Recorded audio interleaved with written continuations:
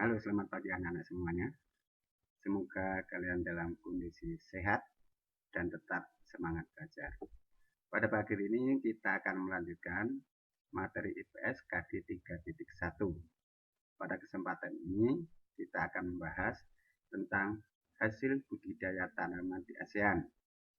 Kalian juga bisa membaca tentang macam-macam vegetasi pada halaman 51-52 buku tematik kalian. Anak-anak, seperti yang sudah kita bahas sebelumnya, negara-negara ASEAN pada umumnya adalah negara agraris. Apa negara agraris? Ya, tentu saja kalian masih ingat. Betul sekali. Jadi negara agraris adalah negara yang sebagian besar penduduknya bermata pencarian sebagai petani atau dalam bidang pertanian. Anak-anak, dalam membudidayakan tanaman bisa dilalui dengan cara pertanian juga perkebunan. Namun hasil-hasil tanaman juga bisa kita nikmati atau bisa kita manfaatkan yang juga berasal dari hutan. Jenis-jenis tanaman di negara ASEAN antara lain, ya, di sini adalah jenis tanaman pertanian. Ini adalah jenis-jenis tanaman pertanian. Yang kedua adalah jenis tanaman perkebunan. Ini banyak sekali, ya, tanaman perkebunan. Selanjutnya adalah tanaman yang diambil dari hasil hutan, itu berbentuk kayu, ya, ada kayu jati, mahoni, besi, borneo, dan juga ada rotan, kina, ya, gamar, dan lain-lain. Anak-anak, ini adalah beberapa contoh gambar yang Bapak tunjukkan. Ini adalah pohon jati. Nanti kalau kalian lihat di pinggir jalan atau di hutan, ya, ini adalah pohon jati. Untuk diambil kayunya sebagai bahan furniture, juga untuk membuat bahan bangunan. Hampir sama juga dengan mahoni. Mahoni juga seperti itu. Bahannya, ya, kayunya diambil untuk bahan bangunan, juga bisa digunakan untuk perabotan rumah tangga atau furniture. Anak-anak, ini selanjutnya adalah pohon karet. Kalau kalian perhatikan, ini ada bekas sayatan, ya, di kulitnya, dan ini ada tempat.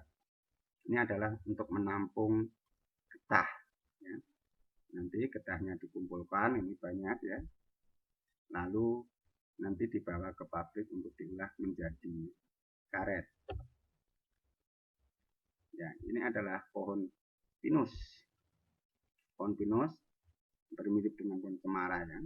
Kalian dari pohon pinus ini bisa diambil hasilnya, antara lain getahnya bisa diolah menjadi bahan pengantar cat. Juga kayunya bisa juga diolah menjadi bahan untuk membuat kertas. Selanjutnya, ini adalah pohon cengkeh. Pohon cengkeh diambil bunganya, ya. Ini nanti dipetik, bunganya banyak, ya. Itu juga termasuk bahan rempah-rempah. Ini adalah tumbuhan abaca, ya, abaka, ya. Ini kalau kalian perhatikan daunnya mirip dengan pisang yang kalian lihat sehari-hari, ya. Memang ini adalah jenis pisang, tapi yang diambil bukan buahnya, yang dikhususkan adalah seratnya. Ya, pisang abaca ini banyak diambil seratnya untuk bahan tekstil, juga bisa untuk bikin tali dan sebagainya. Selanjutnya adalah rotan. Rotan kalau kalian perhatikan mirip dengan bambu, ya, tetapi kecil-kecil dan batangnya panjang-panjang.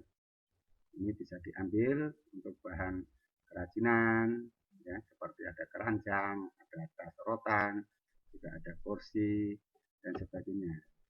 Kelapa sawit, ya, kelapa sawit yang diambil adalah buahnya, ini dipetik, lalu nanti dikirim ke pabrik untuk diolah menjadi minyak, ya, minyak apa, minyak goreng, ya, minyak kelapa sawit. Selanjutnya adalah lada.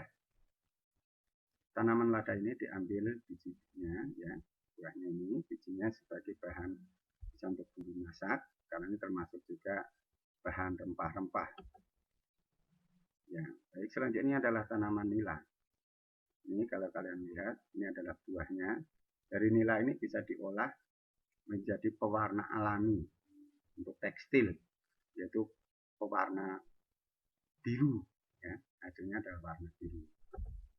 Selanjutnya kapas. Kapas, kalau kalian perhatikan, ini bunganya, ya, ini diambil seratnya, untuk diolah menjadi bahan tekstil, ya. Baik anak-anak, itu tadi adalah beberapa contoh vegetasi atau tanaman yang ada di ASEAN. Kalian bisa baca dari catatan dan juga dari buku cetak kalian informasi lebih lanjut tentang tanaman di ASEAN. Ya, demikian ya. Terima kasih. Anak-anak, kita lanjutkan materi tentang IPS, yaitu tentang kondisi geografis ASEAN. Coba kalian perhatikan, letak ASEAN secara geografi terletak di antara dua samudra, yaitu Samudra Pasifik dan Samudra Hindia, dan juga terletak di antara dua benua Asia ada di sini, ya, dan juga benua Australia, ini ada di bawah di sini. Kalau kita perhatikan dari peta ASEAN tersebut, ASEAN dilewati oleh Sirkum Mediterania dan Sirkum Pasifik. Ini adalah jalur pegunungan Sirkum Mediterania dan Sirkum Pasifik.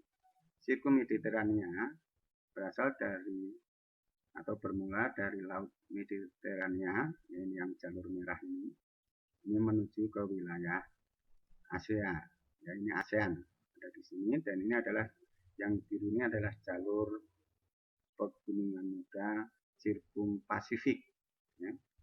Akibatnya wilayah di Asia Tenggara ini, negara-negara di Asia Tenggara ini banyak memiliki gunung berapi, ya. Karena memiliki gunung berapi, maka juga akibatnya sering terjadi gempa bumi atau yang disebut oleh gempa bumi yang disebabkan oleh gunung meletus disebut gempa bumi vulkanik, ya. Anak-anak, kita akan lihat beberapa negara di ASEAN ini. Ini adalah negara kita, negara Indonesia, ya. Jalur pegunungan Sirkum Mediterania tadi masuk dari wilayah Sumatera di sini menuju ke Jawa dan selanjutnya di sini, dan juga yang Sirkum Pasifik dari arah Filipina di sini menuju ke Sulawesi, juga belok di sini sampai juga dengan di wilayah Papua ini. Maka di Indonesia juga seringkali kalian dengar ada berita tentang gunung meletus, karena di Indonesia ini banyak sekali gunung berapi.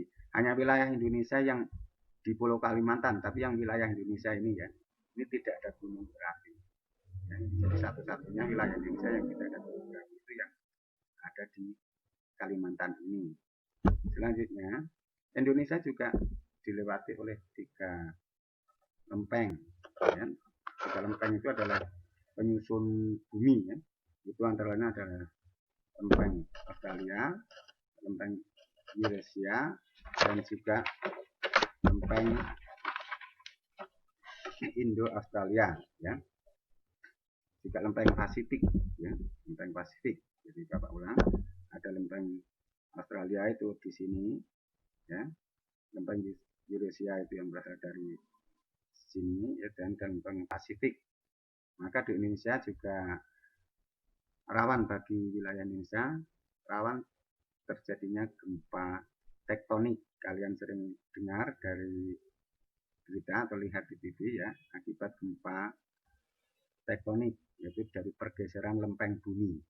Karena di Indonesia memang dilewati oleh atau terletak di pertemuan 3 lempeng tersebut. Anak-anak, ini adalah Malaysia.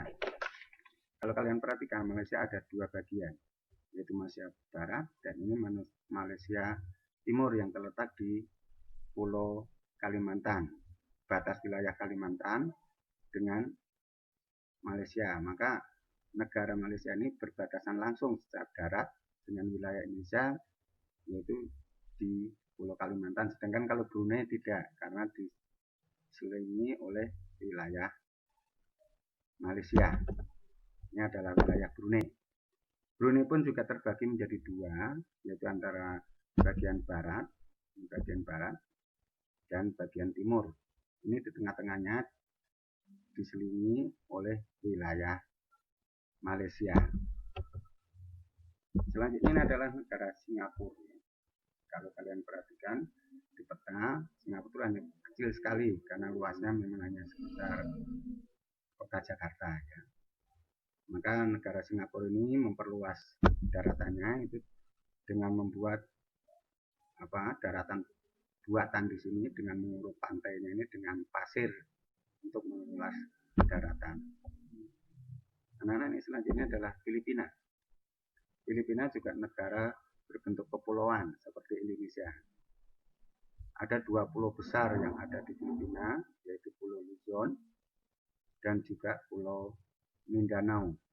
Ya, ini adalah 2 pulau besar, yang lainnya pulau kecil-kecil yang termasuk di dalam kepulauan ini. Yang kuning-kuning ini disebut kepulauan Visayas. Ya, ini. Selanjutnya adalah Thailand. Kalau kita lihat Thailand, ya, ini juga terletak di antara beberapa negara, antara lain adalah negara Kamboja, negara Laos, dan juga di sini Myanmar. Selanjutnya Myanmar. Myanmar merupakan negara anggota ASEAN yang letaknya paling utara ya. Ini wilayah Asia Tenggara yang paling utara. Ini adalah Myanmar yang berbatasan dengan India. Ya. Selanjutnya Laos. Coba perhatikan baik-baik untuk wilayah Laos ini, ya, dikelilingi oleh wilayah negara-negara lain. Ada Vietnam, Thailand, Kamboja, juga Myanmar. Maka satu-satunya negara di Asia Tenggara ya, yang tidak memiliki jalur melewati laut hanya Laos ini ya. Jadi untuk menuju ke Laos tidak ada jalur laut karena semuanya berbatasan dengan daratan negara-negara lain. Selanjutnya adalah Vietnam. Kalau kalian perhatikan bentuk negara wilayah Vietnam ini hampir mirip dengan huruf S. Maka ada yang mengatakan kalau bentuk dari Vietnam ini mirip dengan huruf S. Ya. Kalian nanti bisa lihat ada pembagian wilayah di Vietnam ini, ya, sebetulnya terbagi menjadi 5 wilayah. Nanti kalian juga bisa baca dari catatan kalian.